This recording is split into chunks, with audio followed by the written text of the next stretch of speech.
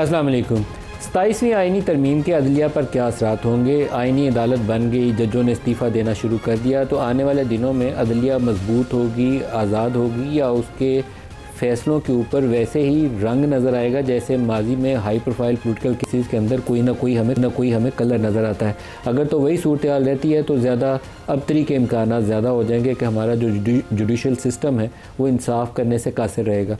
ये आने वाले दिन तय करेंगे कि किस किस्म के जजेस जो हैं आला अदालतों में बैठे हैं और उनके फ़ैसलों के ऊपर क्या कोई असरात नज़र आते हैं या वो आज़ादी से फ़ैसले कर पाते हैं या नहीं। लेकिन इसके साथ ही उससे भी बड़ी बहस ये है कि 28वीं आइनी तरमीम भी आएगी, क्योंकि कुछ ऐसे इशूज़ थे जो स्टेट के लिए, रियासत के लिए बड़े अहम थे, जिसमें सर फहरिस्त NFC अवार्ड का मामला है। NFC अवार्ड में हुकूमत सूबों को जो वसाइल दे देती है वो 18वीं तरमीम के नतीजे में उसके अंदर एक आइनी शिक आ गई हुई है कि जो NFC अवार्ड के तहत हक दिया जा रहा है सूबों को, उसको कम नहीं किया जा सकता, इजाफा तो उसमें हो सकता है, कमी नहीं लाई जा सकती। तो जब से ये नया अवार्ड आया उसके बाद से लेकर अब तक वफाक का जो बजट डेफिसिट है वो तेज़ी से 8-9% पे चला जाता है। सालाना हम 8-9 हज़ार अरब रुपया बैंकों से उधार लेते हैं जो हमारा नेशनल डेट में ऐड हो रहा है। पिछले अगर चंद सालों से हम अपने नेशनल डेट के नंबर सामने रखें तो हमारा जो एक्सटर्नल डेट है उसमें उतनी बड़ी मिकदार में इजाफा नहीं हुआ जितना तेज़ी से हमारा जो कौमी कर्ज़ा है, पाकिस्तानी बैंकों से लिया हुआ कर्ज़ा है, उसमें तेज़ी से इजाफा हुआ है। और उसका बड़ा सबब जो है हमारा बजट डेफिसिट है। सूबों को अब हम IMF के साथ क्योंकि एक एग्रीमेंट में है तो सूबों को हम मजबूर करते हैं हर साल बजट अनाउंस करने के बाद कि आप एक ख़ास रकम उसमें से इजाफी सरप्लस बजट की बनाएंगे। वो होता क्या है कि हम उनको 2000 अरब दिया, उसे कहते हैं 1500 स्पेंड करोगे, 500 इजाफी बजट पेश करोगे। 500 को हम लाते हैं वफाक में, IMF को बताते हैं कि वफाक का तो डेफिसिट था 10,000, 500 हमने पंजाब में बचाया, 250 सिंध से, 250 KP से, कुछ 100 अरब हमने बचाया बलूचिस्तान से, अब हम इसको 8000 अरब पे ले आए। इस तरीके से हम बजट पिछले 3-4 सालों से बना के प्रेजेंट कर रहे हैं and this is not sustainable. अब हम डिफेंस के लिए भी पैसा उधार लेते हैं, तो इसको दुरुस्त कैसे करना है ये एक बड़ा चैलेंज है, लेकिन दुरुस्त तो इसको करना पड़ेगा। डिफरेंट फार्मूलाज हो सकते हैं लेकिन इसकी इस्लाह करनी पड़ेगी। इसी तरीके से बाज़ मामला जैसे सिंगल नेशनल करिकुलम है, PTI के दौर में भी इसके ऊपर काम हुआ लेकिन वो बात दरमियान में रुक, उसको दोबारा एजेंडा आइटम के तौर पर सामने पेश किया जा रहा है। तो आज के प्रोग्राम में हम इन दोनों इश्यूज़ को लेंगे। नए सूबों का भी तज़किरा हो रहा है कि NFC अवार्ड से मसला हल होगा, सूबे बनाने से मसला हल होगा, सिंगल नेशनल करिकुलम क्या बेहतरी लाएगा, जबकि हमारा जो मोस्ट मॉडर्न हमारा सिलेबस होना चाहिए था BSc लेवल्स के ऊपर, जिन बच्चों को हम मेडिकल में पढ़ाते हैं उनके ऊपर, उसमें इस्लाह हमने कई सालों से की नहीं, उसके ऊपर बैठे हुए हैं। अभी तक वो ज़्यादा दौर की तरमीम को हम एड्रेस नहीं कर पाए, जिसमें उन्होंने मुतालिया पाकिस्तान और इस्लामियात को जो डॉक्टर बच्चे बनाते हैं उनको भी, जो सॉफ्टवेयर इंजीनियर बनाते हैं उनको भी पढ़ाना लाजम करार दे दिया हुआ है। तो बहुत सारे इशूज़ हैं एड्रेस करने वाले, कौन से हो सकेंगे इस तरमीम के नतीजे में और कौन से नहीं। आज के प्रोग्राम में हमारे साथ शुरका हैं शाह खावर साहब, मारूफ माहिर कानून है। शाह साहब बहुत शुक्रिया आपका। बैरिस्टर दानियाल चौधरी पार्लिमानी सेक्रेटरी बराए इत्तलात हैं। बैरिस्टर साहब आपका भी शुक्रिया। और शाहिद खटक साहब हैं, सीनियर रहनुमा है PTI से, आपका भी खटक साहब शुक्रिया। शाह खावर साहब, 27वीं आइनी तरमीम क्या इससे इंसाफ का निज़ाम साफ शफाफ होगा, आज़ाद होगा, मजबूत होगा या मज़ीद कमज़ोर होगा? देखिए, ये थोड़ा सा ज़रूर है कि 1973 में जब आइन बनाया गया था तो उस वक्त जो जुडिकेचर का जो चैप्टर था उसमें सुप्रीम कोर्ट ऑफ पाकिस्तान जो थी वो एपेक्स कोर्ट वो थी, और उसमें जो है ख़ास तौर पे 3 ज्यूरिस्डिक्शंस उसको तफवीज़ की गई थी।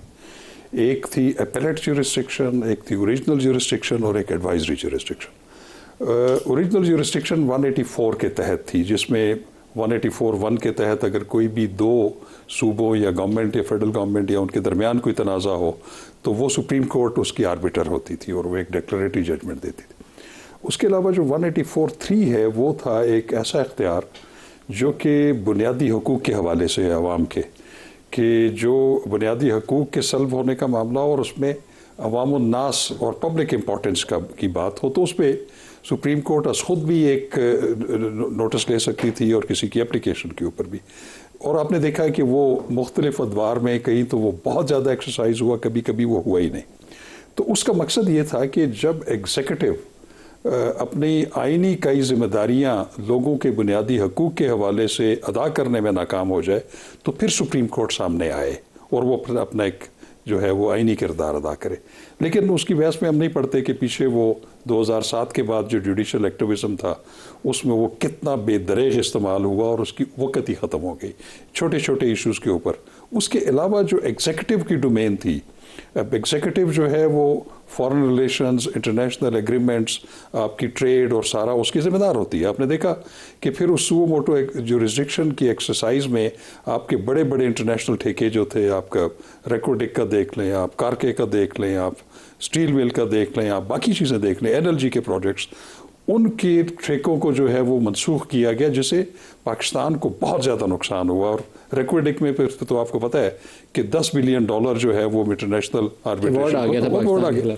तो एक बैलेंस जो है इसमें क्रिएट करना बड़ा ज़रूरी था और इसमें हर हुकूमत, हर इंटेलिजेंशिया, लेकिन शौक आया था रेकोडिक को रिव्यू कराने का, कारके कैंसिल करवाने का, जी उनके लिए तो आपने कोई सिस्टम ठीक नहीं किया। सुप्रीम कोर्ट का तो कंधा इस्तेमाल हुआ था गोली चलाने के। अच्छा, अब मैं आपको बताऊं, अब ये अनयूजुअल ज़रूर है कि अब एक बहुत बड़ी जो जुरिस्डिक्शन थी वो 184(3) और ओरिजिनल जुरिस्डिक्शन तो आपने खत्म कर दी ना जी? नहीं, खत्म नहीं की। उन्होंने ये किया कि उसको वहां से विड्रॉ करके एक नई कॉन्स्टिट्यूशनल कोर्ट बना दी, उनको दे दी। तो सुप्रीम कोर्ट से तो विड्रॉ हो गई ना? नहीं, बिल्कुल विड्रॉ हो गई। अब बात ये है कि अब आप ये देखें कि ये कोई एलियन कॉन्सेप्ट नहीं है। अगर देखा जाए तो आप 2006 में जो चार्टर ऑफ डेमोक्रेसी साइन हुआ था पाकिस्तान मुस्लिम लीग और पाकिस्तान पीपल्स पार्टी में मोहतरमा बेनज़ीर भुट्टो और मियां नवाज शरीफ साहब के दरमियान, जिसको बाद में बहुत सारी पॉलिटिकल पार्टीज़ ने इंडोर्स किया, उसमें ये कॉन्सेप्ट दिया गया था कि एक अलग आईनी जो है वो फेडरल अदालत बनाई जाए जो कि लोगों के बुनियादी हकूक़ के हवाले से और ख़ास तौर पे 184(3) उधर वो चली जाए। अब आपने 26वीं तरमीम में भी देखा कि जो उसका जो एक्चुअल टेक्स्ट था उसमें अलग आईनी जो है वो अदालत का ही कयाम था। इससे इंसाफ होगा, ट्रांसपेरेंसी आएगी। मैं आपको एक बात बताऊं, इसके प्रोज एंड कॉन्स हैं। ठीक है, मैं ज़ाती तौर पे समझता हूं कि फ्रेमर्स ऑफ द कॉन्स्टिट्यूशन ने जब ये तफवीज़ किया था इख्तियार सुप्रीम कोर्ट को, वो सोच समझ के किया था, लेकिन वो जो उसका एक्सपीरियंस बड़ा गलत हुआ, तो उस पर फिर फ्रेमर ऑफ द लॉज और उन्होंने और कॉन्स्टिट्यूशन ने फिर ये महसूस किया और ये कंसिस्टेंटली डिमांड आ रही थी। अब मैं ये समझता हूँ कि अगर ये ठीक है, शुरू में इसमें डिफ़िकल्टीज हमें नज़र आ रही हैं, लेकिन अगर ये काम स्मूथली शुरू हो गया तो वो जो लोगों के जो असल मुकदमात हैं जो सुप्रीम कोर्ट में पड़े हुए हैं, इस वक्त भी 52,000 लोगों के फौजदारी, आपके दीवानी, लोगों के कमर्शियल मैटर्स, ये उधर पेंडिंग है। सुप्रीम कोर्ट तो अब एपेक्स कोर्ट नहीं है ना? Apex court in the sense के हाई कोर्ट के ऊपर तो एपेक्स कोर्ट है वो। तो वैसे कौन है अब सबसे बड़ी दाद? हाँ, अब प्रैक्टिकली अगर देखा जाए तो जो फेडरल कॉन्स्टिट्यूशनल कोर्ट है उसको जो है एक बिल्कुल एक सुप्रीमेसी एक हासिल है। सर किसी स्टेज पे इसकी इस्लाह करनी पड़ेगी। अब कब अल्लाह ताला वो हमें समझने की तौफीक देता है, ये अल्लाह से दुआ मांगनी चाहिए। बैरिस्टर दानियाल साहब से पूछते हैं। दानियाल साहब, आपके ख्याल में इससे इंसाफ आसान हो जाएगा, शफाफियत आएगी, आज़ादी से फैसले होंगे, या अदलिया कमज़ोर हो जाएगी? बिस्मिल्लाहिर्रहमानिर्रहीम। Thank you ji for having me on the show. देखिए, सबसे पहले जो शफाफियत है उससे पहले, क्योंकि शायद शफाफियत से ज़्यादा जो बड़ा इशू था वो था बैकलॉग का, कि आइनी केसेस जो हैं, मैं पहले भी आपके प्रोग्राम में कहा, 8% थे और सुप्रीम कोर्ट का जो टाइम कंज्यूम हो रहा था वो तकरीबन 24 घंटे वो केसेस कंज्यूम करते थे। 3-3 महीने शेखावत साहब देखते रहे, हम देखते रहे कि 2-2, 3-3 महीने केसेस में लग जाते हैं। और जो बैकलॉग है वो तकरीबन 18-19 साल का बैकलॉग पड़ा हुआ है। जो आम बंदा है उसका जो रिलेटेड है आपने ख़ानदान से, फैमिली से, उसका कोई आइनी केस नहीं है। मैक्सिमम लोगों के कोई आइनी ये नहीं है। फौजदारी हैं, सिविल मैटर्स हैं, ठीक है ना। दीवानी के केसेस की अपीलें लोगों की 12-12 साल, 14-14 साल हो गई हैं, अपीलें सुनने के लिए कोई तैयार नहीं है। एक गलत फैसला हो गया, एक शामलात के ऊपर गलत लिख दिया, शामलात दे या शामलात कौन सी है, तो वो 20 साल हो गए हैं, अभी तक सुप्रीम कोर्ट ने से रेक्टिफाई कराना है, लोगों के केस वहीं पड़े हुए हैं। तो आपका जो ये बैकलॉग है, जो अब आपके कोर्ट्स सेपरेट हुए हैं, तो सबसे पहले जो आपके 92% केसेस जो हैं उनको टाइम मिलेगा और उनको एड्रेस किया जाएगा। और जो सेपरेट आइनी कोर्ट्स हैं वो उसको जितना मर्जी पे टाइम लगाएं इंटरप्रिटेशन के ऊपर, कोई उनके ऊपर प्रेशर नहीं होगा और उसको ये चला सकते हैं। एक तो बैकलॉग बहुत ज़्यादा बेहतर कम होगा। दूसरा, आपने एपेक्स कोर्ट की बात की, शेखावत साहब ने बात की। देखें, मोस्टली रिलेटेड जो केसेस हैं उनके लिए डायरेक्टली या indirectly apex court supreme court ही है, क्योंकि जो फौजदारी का आखिरी स्टेशन कौन सा होगा, सुप्रीम कोर्ट है। दीवानी का आखिरी जो स्टेशन है वो कौन सा होगा। कॉन्स्टिट्यूशन कोर्ट एक फैसला करती है, नहीं तो उसके ऊपर आप अपील सुप्रीम कोर्ट लेके जाएंगे? नहीं, मैं आपकी आम बंदे की बात कर रहा हूं। मैं वैसे जो हाई कोर्ट कॉन्स्टिट्यूशनल कोर्ट एक फैसला करती है। बात बताएं, आपके चाचा मामा फूफी एक कैमरामैन, इनके जो मसले हैं, इनके आईनी कोर्ट में क्या मसला होगा? ये कहेंगे कि आइन का 184(3) को तशरीह करना है। फेडरल कॉन्स्टिट्यूशनल कोर्ट का एक फैसला है। मेरा सवाल है, नहीं, वो आप बात ठीक कह रहे हैं, वो उसके ऊपर अपील लेके जाएंगे? मैं कह रहा हूं आप बिल्कुल ठीक कह रहे हैं। नहीं है ना, गुंजाइश नहीं है, नहीं ले नहीं सकते, रिव्यू भी नहीं ले सकते। लेकिन कौन करेगा? तो फिर बड़ी अदालत कौन सी है? आवाम जो है, पूरी मुल्क के जो लोग हैं, वो कहेंगे कि 184(3) का हमें ट्रांसलेशन बताओ, या हमें क्या नाम है 64(2) क्या कहता है इसकी ट्रांसलेशन बताओ। इसको अदालतों को 4-6 महीने चलाने, फिर आपको अंडरस्टैंडिंग होगी कि आपने एक नई कॉम्प्लिकेशन क्रिएट कर दी है। जो फौजदारी और नॉर्मल जो आम बंदे से रिलेटेड केस है, उनका एपेक्स सुप्रीम कोर्ट ही है। मतलब you can not call it the apex court, but it is, because that is the last resort. वो ट्रेन का आखिरी डब्बा है, आखिरी स्टेशन है, और वहां से फिर उन्होंने उतरना है। वैसे आपने उसको ट्रेन का आखिरी डब्बा ही बना दिया, अब वो इंजन नहीं रहा, वो आखिरी डब्बा ही है। वो या चढ़ना है या उतरना है, that will be the last station. दूसरा आपको इससे एक नज़र आएगा, देखिए दूसरा जो बहुत बड़ा एक डिबेट में सुनता हूँ रोज़ जो होती है, वो सबसे ज़्यादा जो इनको मसला है ना, वो है ट्रांसफ़र और पोस्टिंग्स का। मैं आपको सही बात बताऊँ, सबसे ज़्यादा जो उनको मसला हुआ है, मुझे बताएं कि पाकिस्तान दुनिया का शायद क्या अकेला मुल्क है जहाँ ये होता है। आप हो रहा है, आप जर्मनी उठा लें, आप जापान उठा लें, आप फ्रांस उठा लें, कहीं 2 साल है, कहीं 3 से 5 साल है, कहीं 4 से 5 साल है। आपके अनलिमिटेड टाइम के लिए कभी भी कोई जज एक स्टेशन पे जाके या एक जगह से रिस्ट्रिक्ट नहीं हो जाता। And one of the reason is कि आपके ऑटोमेटिकली कुछ कभी बायस हो जाता है, कभी आपके लाइक्स और डिसलाइक्स हो जाते हैं, इट्स ह्यूमन नेचर। तो आप when you rotated you revolve, आप रिवॉल्व अराउंड करते हो, तो ऑटोमेटिकली ट्रांसपेरेंसी बेहतर होती है। आपका फौज का जो इदारा है, आई थिंक वो it is one of the most बड़ा एक ऑर्गेनाइज स्ट्रक्चर है। वहाँ भी 2, 2.5, 3 साल जितना मर्जी आप फने खान हो जाओ, बेस्ट परफॉर्म कर दो, नदीम मलिक साहब से भी अच्छा परफॉर्म कर दो, लेकिन फिर भी 3 साल बाद 47 के 3 साल बाद केसेस लगे हुए थे इस्लामाबाद हाई कोर्ट के जजों के सामने, तो आपको वो जज जो एकदम दुखने लग गए थे। आप अगले दिन उठाएंगे उनको, उठा के तो फेंकेंगे आप उनको जैकबाबाद, किसी को वहां से सांस ना जैकबाबाद भेजें, कश्मीर भेजें, हाँ भेजेंगे, आप भेजें पाकिस्तान में, जो आपका मुल्क है, हमारा मुल्क है। केस पकड़े ना, आपको जज तो आप उठा के उसको भेजेंगे। जो मैं कह रहा हूं कि आप उनको भेजें, मतलब देखें ना, आप उनको भेजें या आप करेंगे, इनको भेजेगा कौन पहले बताएं? उनको मैं या आप तो नहीं भेजेंगे। जो उनको एलिवेट करता है, जो फोरम उनको चूज करता है, या तो होना मैं कहूँ कि दानियाल और नदीम मलिक साहब उनको उठा के भेज देंगे, जो आपको काउंसिल उनको चूज करता है वही उनके उस चीज़ को देखेगा। एंड आई थिंक कि जहाँ पूरी दुनिया में अगर ये हो रहा है, and this practice over the years, I think ये भी एक अच्छी प्रैक्टिस आएगी। मैं आपको बताऊं, अगर ये हम पिंडी में केसेस देखते हैं और करते हैं, पिंडी में बाज़ जजेस हैं जिनका एक ट्रेंड है कि उन्होंने एक सर्टन चीज़ के ऊपर, उसी केस के ऊपर, एक जज के पास लगेगा तो लोग बता देते हैं कि क्या फ़ैसला आएगा, दूसरे के पास लगेगा तो क्या फ़ैसला आएगा।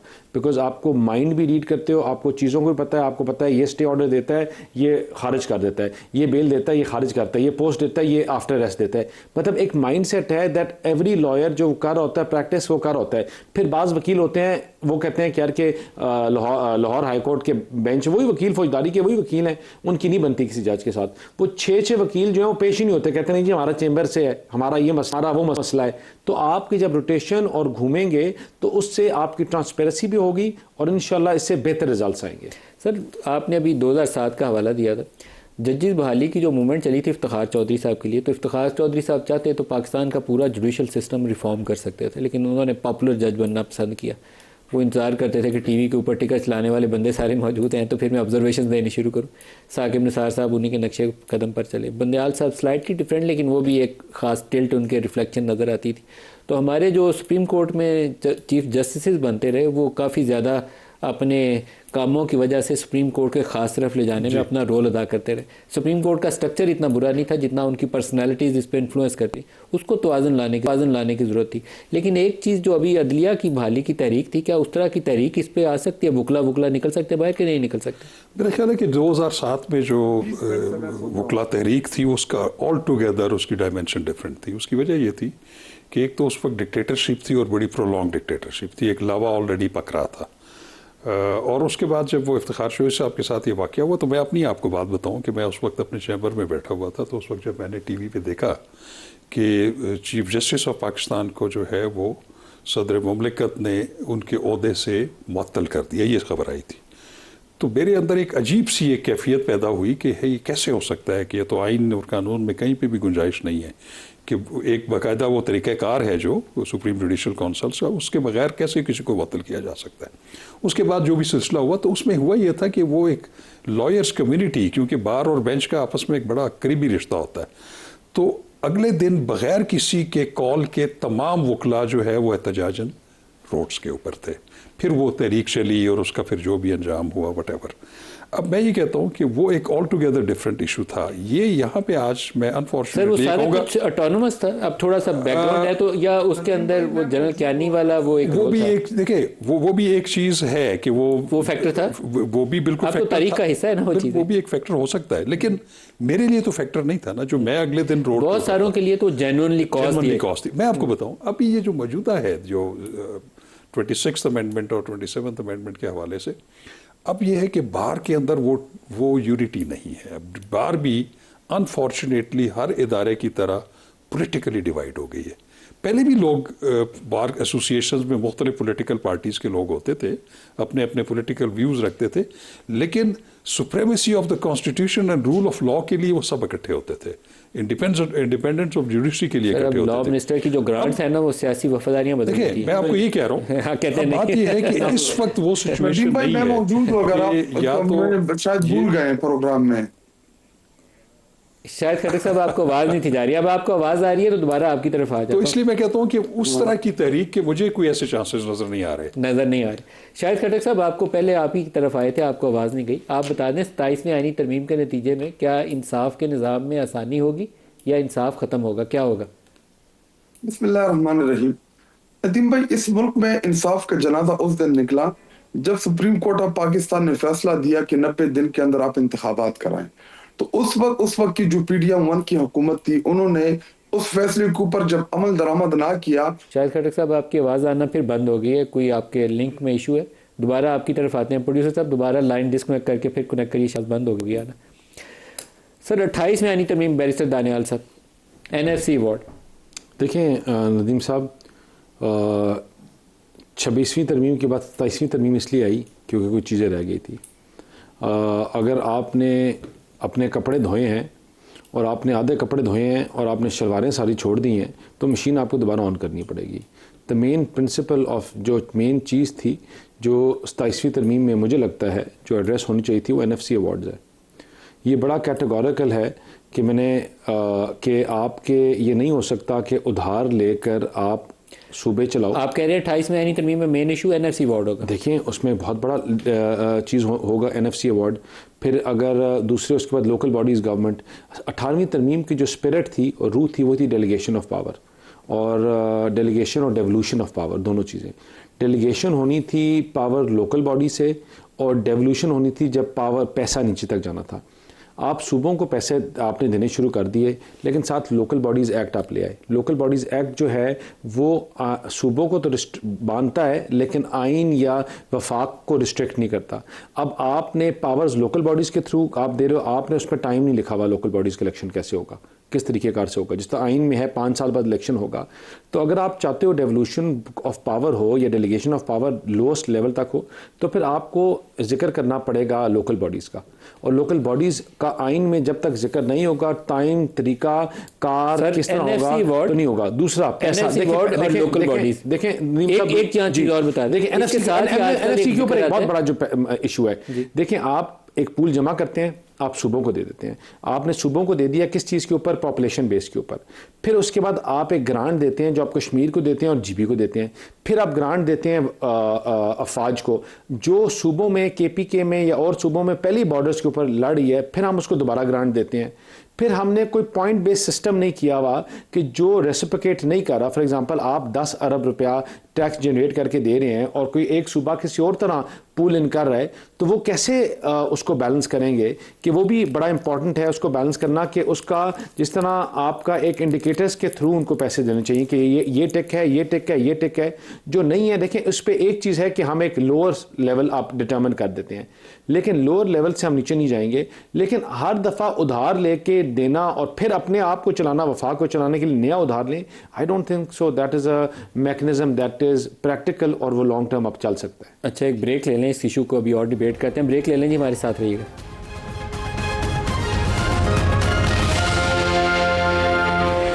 Welcome back. शाहिद खटक साहब, दोबारा आपकी तरफ आ रहा हूँ। आपका जवाब अधूरा रह गया था 27वीं आईनी तरमीम के ऊपर, आपका रद्द-ए-अमल।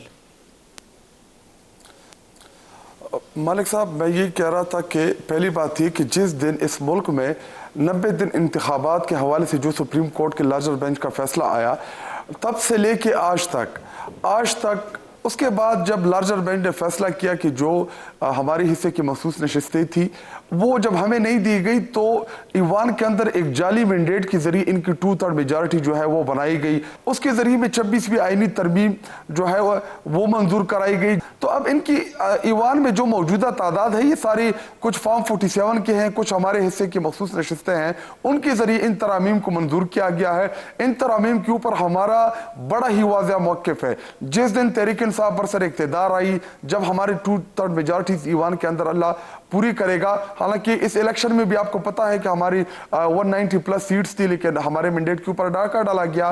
तो जब भी हमारी तादाद पूरी होगी कौमी असम्बली के अंदर, हम 26वीं आईनी तरमीम को, 27वीं आईनी तरमीम को, ये जितने भी आईनी तरमीम जो है करेंगे, इसको बेसिकली तो गैर आईनी तरमीम है, हम इन सबको उड़ाएंगे।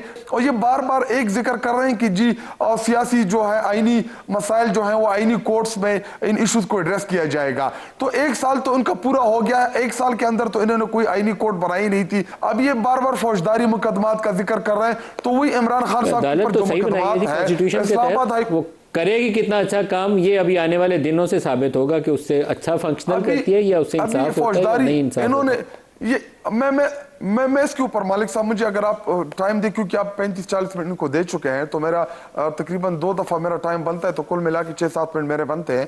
एक ये कि इन्होंने ये बार बार फौजदारी मुकदमात का जिक्र कर रहे हैं। इमरान खान साहब के ऊपर जितने भी केसेस हैं इस्लामाबाद हाई कोर्ट में, आप देख सकते हैं कि उनकी तारीखें नहीं लग रही, जजेस उनको सुन नहीं पा रहे, और जो जजेस लगा रहे हैं उन्होंने सुप्रीम जुडिशल काउंसिल को लेटर्स लेके वो सुप्रीम कोर्ट के पाकिस्तान के पास गए कि जी हमें आजादाना फैसले नहीं करने दिए जा रहे। और ये सिर्फ इस्लामाबाद हाई कोर्ट ने नहीं, पेशावर हाई कोर्ट के जजेस ने लेटर लिखे, लाहौर हाई कोर्ट के जजेस ने लेटर लिखे, इसी तरह जो सिंध हाई कोर्ट है उनके जजेस ने लेटर लिखे, और सुप्रीम कोर्ट ऑफ पाकिस्तान के अपने जजेस ने रिजाइन किया और उन्होंने कहा कि जी हमें आजादाना काम नहीं करने दिया जा रहा। तो इस वक्त पाकिस्तान के अंदर अदलिया जो है ये तकरीबन खत्म हो चुकी है। पाकिस्तान में इस वक्त गैर अनडिक्लेयर बादशाह जो है वो कायम है। इस तरह तो परवेज मुशर्रफ के दौर में पीसीओ जजेस का किरदार नहीं था जो आजकल ये जजेस लेके आ रहे हैं। तो ये तो बादशाह एक चीज और शायद खट्टर साहब बता दें, और अभी हुकूमत तैयारी कर रही है कि 28वीं आईनी तरमीम भी लाएगी,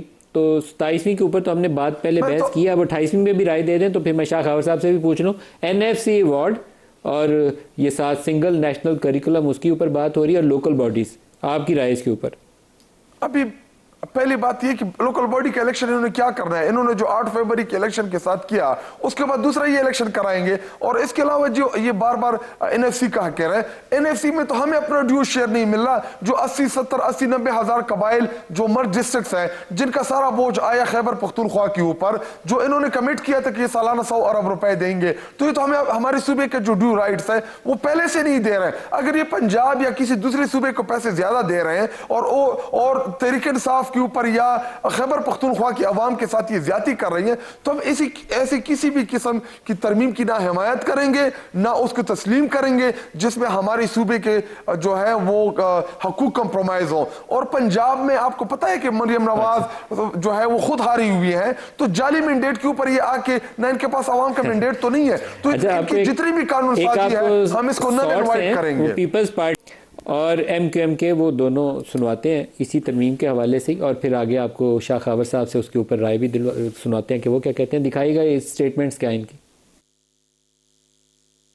NFC अवार्ड में सारा हमारा पैसा सूबे के वजीर आला को दे दिया गया कि भाई ये बांट देना, वो नहीं बांट रहा, ये है मसला। एमक्यूएम इल्जाम तराशियां और नफरत की बातें करना, तासुब की लिसानियत की बातें करना बंद करे। पीपल्स पार्टी के अपने दोस्तों को कहना चाहता हूं, अगर ये बात नहीं सुनते, एमक्यूएम के इस आईनी तरमीम की हिमायत करके इसको लोगों को इख्तियारात और वसाइल नीचे नहीं दिए, तो सूबा फिर पाकिस्तान में बनेगा नागुज़ीर हो जाएगा। सिंध की तकसीम मुश्किल नहीं, नामुमकिन है। सिंध कोई केक नहीं है जिसको आप डिवाइड करके कोई खा सकता है। 18वीं तरमीम रोल बैक होगी, क्यों? क्योंकि आपने उसकी जड़ें मजबूत नहीं की हैं। एमक्यूएम की बात को ज्यादातर एक कान से सुनो, दूसरी कान से निकालो। कोई ताकत दुनिया में ऐसी नहीं है जो सिंध।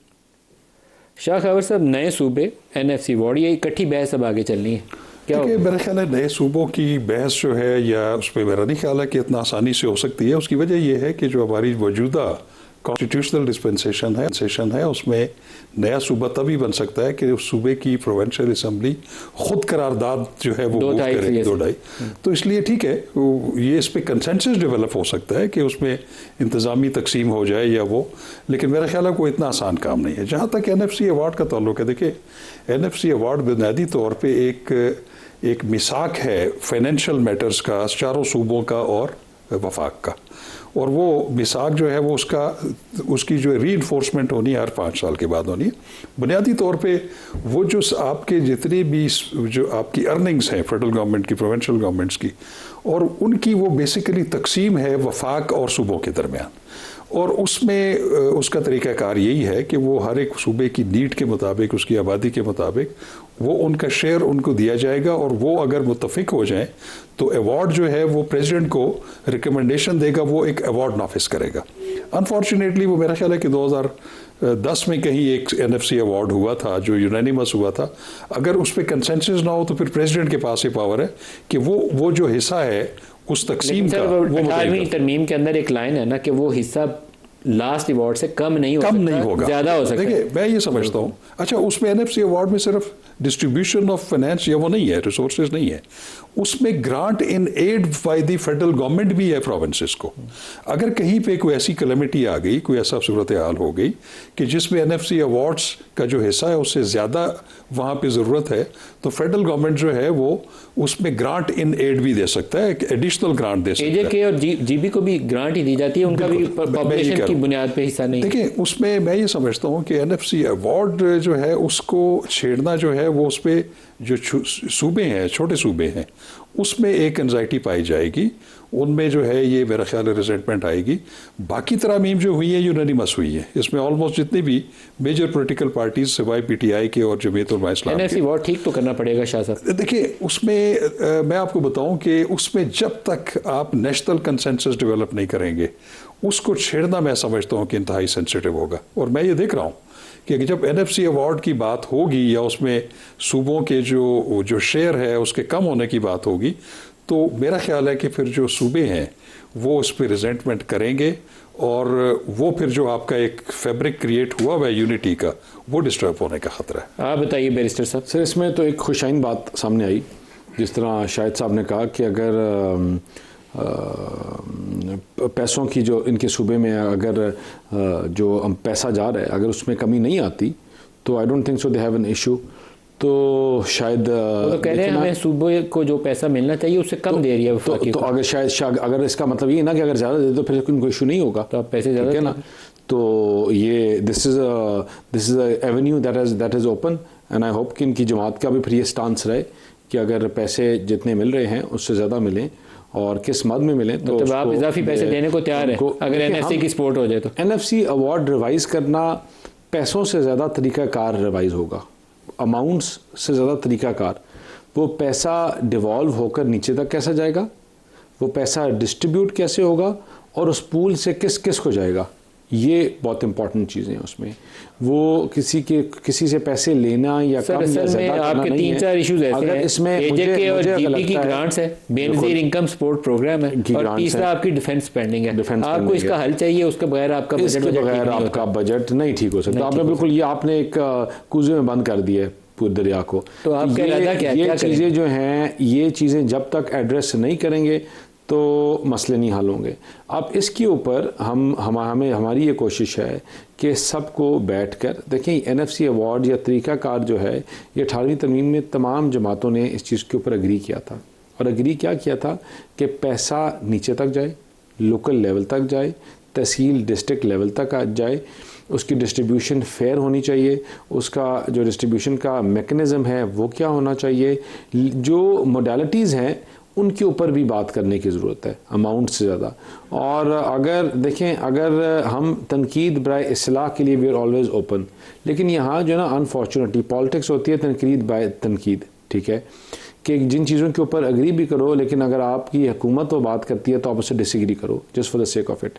अगर तो इस तरह के डिसएग्रीमेंट्स होंगे तो then I think will come to no conclusion और आवाम सफ़र करेगी। शायद खटक साहब एनएफसी अवार्ड के ऊपर अगर बैठ कर तनकीद बाय इस्लाह के ऊपर काम करना है तो पार्लियामान है, एनएफसी अवार्ड्स के जो कमेटीज़ के बगैर तो नहीं होगा ना डिसाइड, या मीटिंग्स के बगैर तो नहीं होगा, उसमें अपनी राय दें। शायद इनकी राय हमसे बेहतर हो, शायद एक अच्छी राय सामने आए, लेकिन उसको एक कलेक्टिव तरीके के साथ हम सारे आगे लेके जाएं। शायद खटक साहब एनएफसी के ऊपर कोई अगर कंसल्टेटिव प्रोसेस शुरू होता है तो आपकी जमात की क्या तजवीज़ होगी, क्या राह होगी, कैसे इसको आगे लेकर बढ़ना चाहिए, शफाफियत भी आए और जिसका जो हिस्सा है उसको मिले भी, लेकिन पूरे मुल्क के हर सूबे के जहाँ ज़रूरियात है वो भी पूरी हो। बलूचिस्तान की बहुत ज़्यादा तरक्की के हवाले से ज़रूरियात है, तो वहाँ पे ज़्यादा वसाइल की ज़रूरत है, वो आपको एड्रेस करना पड़ेगा। इसी तरीके से जो ट्राइबल एरियाज़ थे वहाँ पर पैसा ज़्यादा लगाने की, तालीमी इदारे बनाने की ज़रूरत है, तो उसको भी एड्रेस करना चाहिए, इनकॉर्पोरेट करना चाहिए नए एनएफसी अवार्ड में।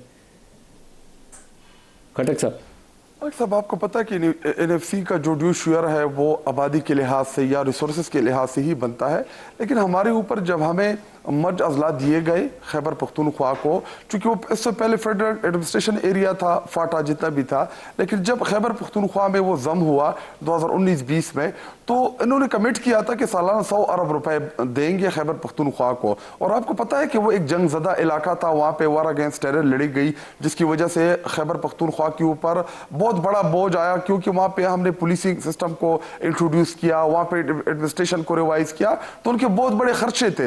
लेकिन बदकिस्मती से जब भी मुस्लिम लीग नून की हुकूमत आती है तो ये इनकी पॉलिसीज ऐसी होती हैं कि छोटे सूबे के साथ ये हमेशा से ज्यादती करते हैं। हालांकि ये कोई एहसान नहीं कर रहे। खैबर पख्तूनख्वा जो बिजली के मत में नेट हाइडल जो प्रॉफिट है, बिजली के पैसे जो हैं वो खैबर पख्तूनख्वा से आप कमा रहे हैं, ऑयल एंड गैस सेक्टर में आप खैबर पख्तूनख्वा और सिंध से कमा रहे हैं। तो जितना जो मेजर जंग है या मेजर जो पैसे हैं इस वक्त जो आपका पाकिस्तान चल रहा है, तो खैबर पख्तूनख्वा उसकी बुनियाद है। इसी के अलावा आपके जो बॉर्डर एरिया से जो इनकम्स हैं या जो आपके जो सेस में जो पैसे आप यहाँ से कलेक्ट करते हैं, तो वो बाकी सूबे से खैबर पख्तूनख्वा के शेयर ज्यादा बनता है। जो हमारा जो शेयर बनता है जो हमारे सूबे को मिलना चाहिए वो भी नहीं देते। बाहर के पाकिस्तान हमारा है, हम जो है उन इश्यूज के ऊपर पॉलिटिक्स नहीं करना चाहते जिससे फेडरेशन को नुकसान हो, लेकिन इनके पास इख्तियार नहीं है। मैं रिपीट कर रहा हूं कि 26वीं आईनी तरमीम भी इन्होंने जिस तरीके से पास कराई, जो इनके पास मेंबर्स थे वो हमारे मेंबर्स थे जिनको इमरान खान और तहरीक इंसाफ का वोट मिला। 27वीं आईनी तरमीम में इनके साथ जो मखसूस नशिस्तों के खवातीन बैठी हैं या जो इनके साथ ईवान के अंदर जो अकलियत की सीटें हैं, ये हमारी जमात के हिस्से की बनती थी। 8 फरवरी को भी इन्होंने मैंडेट के ऊपर डाका डाला, इनको मुफ्त की सीटें मिल गई। तो इनके पास तो इख्तियार नहीं है, इनको तो अवाम ने इलेक्ट नहीं किया, अवाम ने इनको वोट दिया ही नहीं। ये तो आके काबिज हैं पाकिस्तान के ऊपर, हमारे अवाम के मैंडेट के ऊपर। तो इनकी किसी भी किस्म की कानून साजी में ना हम सहूलतकारी करेंगे, ना इनको वोट देंगे, ना इनको सपोर्ट देंगे, और इनकी तमाम तरामीम ये हम रिवाइज करेंगे। मैं दोबारा रिपीट कर रहा हूं, जब हमें इंशाल्लाह 2/3 मेजॉरिटी मिलेगी ईवान के अंदर। शाह खबर साहब, आपकी बात में काफ़ी वज़न है कि जो सूबों से आवाज़ें आएंगी तो वो यूनिटी वाला सवाल सामने आ जाएगा। तो इसके लिए वफाकी हुकूमत को स्ट्रेटेजाइज करना चाहिए, इंगेज करें कि व्हाट्स डूएबल इन दी एनएफसी अवार्ड, तो फिर शायद रास्ता निकालना आसान हो। देखिए, मैं ये कहता हूँ कि इस स्टेज के ऊपर, इस इशू के ऊपर, देखिए ना, जब 18वीं तरमीम में, जब ये आपने खुद भी पॉइंट आउट किया, उसमें जो पिछला एनएफसी अवार्ड है उससे महसूलात की तकसीम ज़्यादा तो हो सकती है, कम नहीं हो सकती। तो ये एक बहुत बड़ा और उसमें सूबों का कंसेंसस था। और आपने देखा है कि वो जो 18वीं तरमीम हुई थी वो 9-10 महीने के एक बड़े लंबे प्रोसेस के बाद उसमें बाकायदा रज़ा रब्बानी की क़यादत में एक कमेटी थी जिसमें तमाम पॉलिटिकल पार्टी, बहुत बेहतर तरीका कार था एज कंपेयर टू 26वीं और 27वीं, इससे बहुत बेहतर। मैं ये बिल्कुल ये कह रहा हूँ। तो मैं ये समझता हूँ कि ऐसी चीज़ों पे जिस पे कि नेशनल कंसेंसस डेवलप हो के एक चीज़ सामने आई है, आईनी तरमीम आई है, तो मैं समझता हूँ कि उसको इतनी जल्दबाजी में जो है ना सूबों को ऑन बोर्ड लिए बगैर, मैं समझता हूँ कि वो बेहतर नहीं होगा। सर बैरिस्टर साहब, एक लाइन में, क्या नए सूबों वाली बात के ऊपर आप बहस खोलना चाहते हैं? देखिए नदीम मलिक साहब, जिन चीज़ों से मुल्क मजबूत हो, जिन चीज़ों से 18वीं तरमीम का जो स्पिरिट है वो एड्रेस हो, वो डेलीगेशन डेवोल्यूशन ऑफ पावर हो, जिससे सूबे जो हैं खुद मुख्तार हों, जहाँ प्रोग्रेस जो है, चीज़ें जो हैं वो बेहतरी से चले और सूबों की बहस आवाम उससे फ़ायदा उठाए, वो सूबों की बहस हो या वो NFC हो, I think we should all be open to it for नए सूबों पर भी बहस के लिए तैयार है। आई थिंक दोनों के ऊपर होना चाहिए तैयार, तो होना चाहिए था। बिल्कुल, दोनों डिलिब्रेशन देखें। बहस जो होती है, जो आर्ग्यूमेंट होती है, वो हतमी कोई फैसला नहीं होता। You open a forum for an argument, और हर जगह देखें मौज़ूद माशरों में आपका ब्लैक और वाइट के बीच में ग्रे एरिया भी होता है, जहां आप अपना ओपिनियन देते हो। You can disagree to certain things, you can agree to certain things, लेकिन आप चीज़ों को सूबे किस तरह होने चाहिए, क्या होने चाहिए भी या नहीं होने चाहिए, या वो कोई और तरीक़ाकार इख्तियार होना चाहिए जिसमें पार्लियामान ना बने, मतलब डेवोल्यूशन ऑफ पावर का जो कॉन्सेप्ट है ना, वो एड्रेस होना चाहिए, वो जिस तरह भी हो। चौधरी साहब, शाह बाबर साहब, शायद खटक साहब, आप सबका शुक्रिया, इजाज़त दीजिए, अल्लाह हाफ़िज़।